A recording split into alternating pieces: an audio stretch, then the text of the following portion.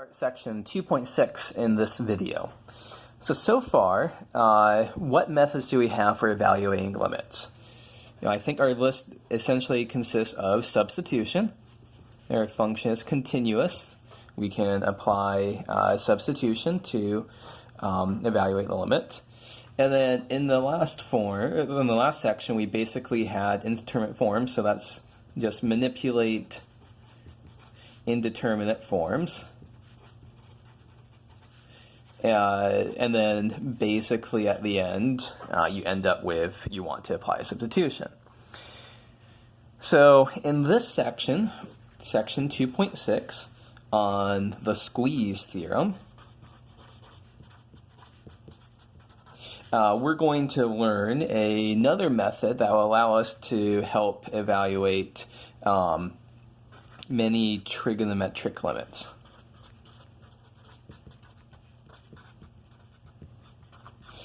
Okay, so for the squeeze theorem, let me draw a picture to illustrate what's going on. So it's good that I have three colors of markers here because I'm going to want all three colors for this. So suppose that we have functions. Let me get the order. L, F, and U. That works.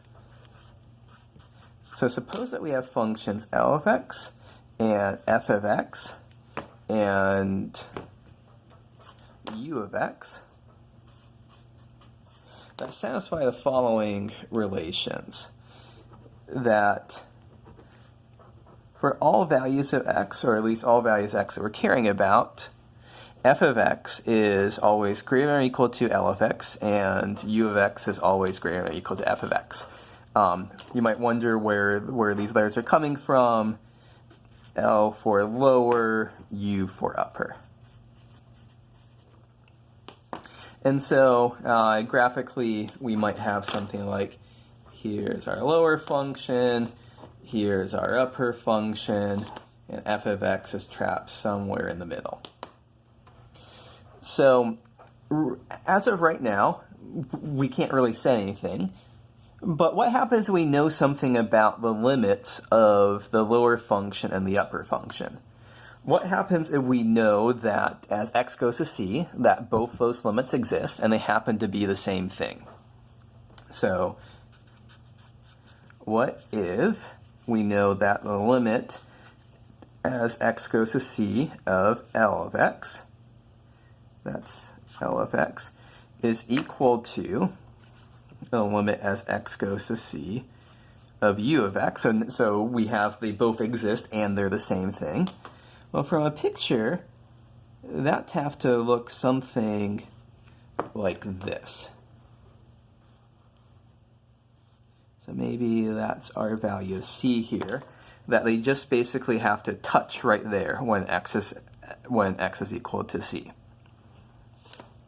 Well, what's going on with our f function? So it's trapped between the lower function and upper function, and oh look, we can see from the picture that the limit of our f of x function also exists, and it's equal to these two limits. So the limit as x goes to c of f of x, it also equals those. So that's the picture for what's going on. Let me write all of this up formally to say this is what the squeeze theorem is. So squeeze theorem.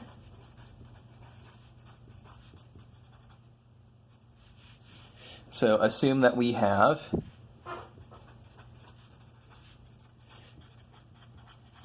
L of x and is less than or equal to f of x is less than or equal to U of x for some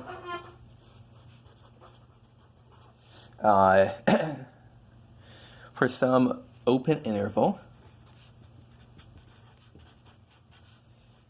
around x is equal to c, but not necessarily x is equal to c. And we have the limit of the lower function.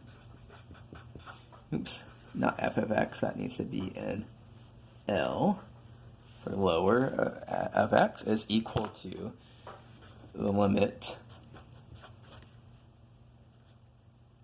that should be a c, the limit of our upper function.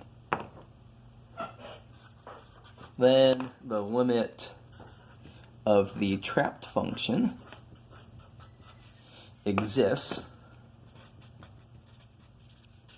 and equals the above limits.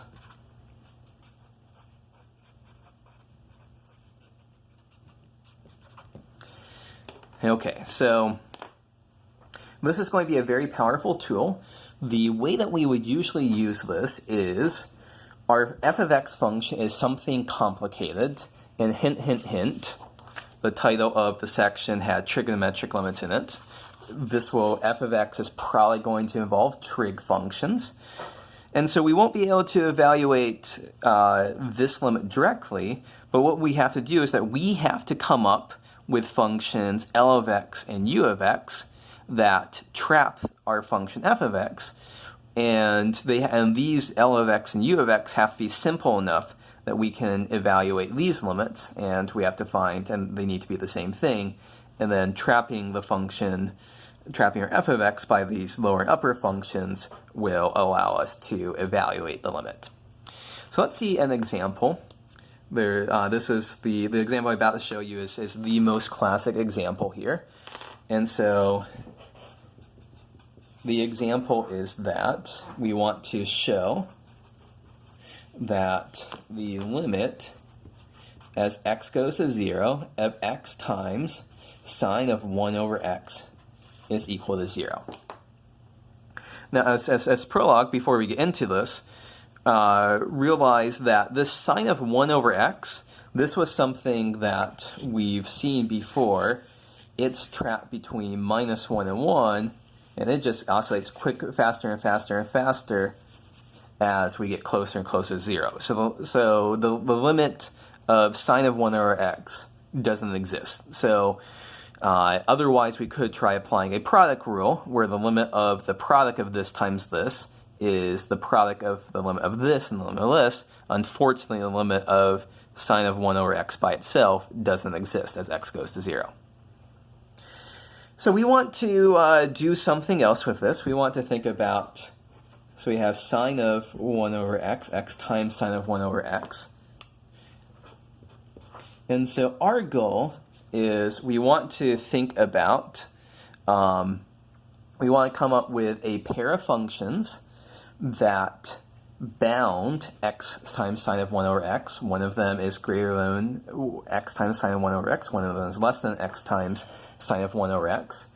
That are easy to evaluate the limits of, and those limits end up being the same thing. So here's the important thing. Here's how we attack this kind of problem. So as I hinted at before, sine of 1 over x, this is always trapped between 1 and minus 1. X is getting closer and closer to 0.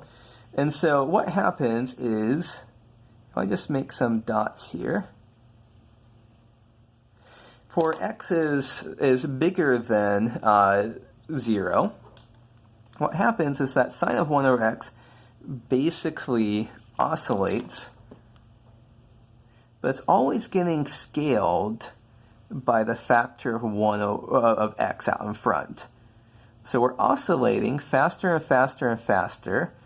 The sine times 1 over x, sine of 1 over x is always bouncing between 1 and 1, but we're multiplying by x, which is getting closer and closer to 0. On the other side, we have the same phenomenon happening, that we're just bouncing between x and negative x here. So the sine of 1 over x is fluctuating between 1 and minus 1, but that x is getting smaller and smaller and smaller, and so our picture is looking like this. And so the fact that so what we're going to end up doing for our upper and lower functions is that our lower function is going to be this, which is the negative of the absolute value of x. Our upper function is going to be this envelope up here, which is the absolute value of x. So what we're using the fact that sine of 1 over x is always between -1 and +1, or we could rewrite that as sine of 1 over x, the absolute value of that is always at most 1. So this gives us a lower function, this gives us an upper function, and both of these limits are easy enough to evaluate. That as x gets close to 0, the absolute value of x gets close to 0, so does the negative absolute value of x. So we have that the limit as x goes to 0 of the negative absolute value of x is 0. The limit as x goes to 0 of the positive absolute value of x is also equal to 0. These two are equal.